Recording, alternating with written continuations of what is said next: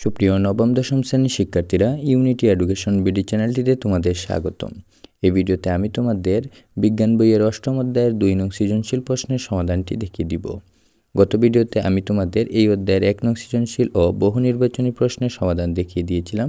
এখন চলো আমরা 2 নং সৃজনশীল প্রশ্নের সমাধানটি দেখি।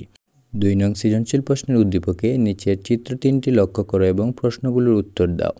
চিত্র এ, চিত্র বি এবং চিত্র সি দেওয়া আছে। এখানে ক নাম্বার প্রশ্ন, পেট্রোলিয়াম কি? এ প্রশ্নের উত্তর লিখব, যে সকল তরল জ্বালানি পদার্থ খনিতে পাওয়া যায় তাই পেট্রোলিয়াম। তারপর খ নাম্বার প্রশ্ন, জীবাশ্ম জ্বালানি বলতে কি বোঝায়? এ প্রশ্নের উত্তর লিখব, হাজার হাজার বছর আগে মরে যাওয়া গাছপালা ও প্রাণীর পচা দেহাবশেষ কাদা ও পানির সাথে ভূগর্ভে জমা হয়। সময়ের সাথে সাথে এরা বিভিন্ন রকম শিলাস্তরে ঢাকা পড়ে।